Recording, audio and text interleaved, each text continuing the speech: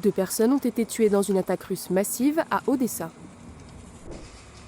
Des immeubles d'habitation, des maisons, un supermarché et une école ont été endommagés. Outre les 2 victimes, au moins 15 personnes ont été blessées et plus de 200 personnes ont été évacuées.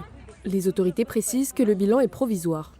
L'Ukraine a réagi en réclamant une nouvelle fois un cessez-le-feu complet et fustigé le désir de tuer jusqu'à la fin de ses jours du président russe Vladimir Poutine.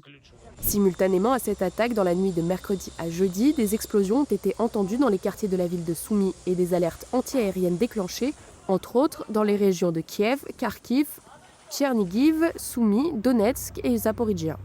De son côté, la Russie a déploré une frappe de drones ukrainiens dans la ville sous contrôle russe d'Oleshki le 1er mai.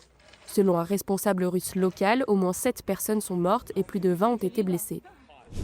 Ces nouvelles frappes surviennent au moment où les États-Unis et l'Ukraine viennent de signer à Washington un large accord économique. Il prévoit un fonds d'investissement dans la reconstruction de ce pays ravagé par la guerre et donne à l'administration de Trump un accès aux ressources naturelles ukrainiennes.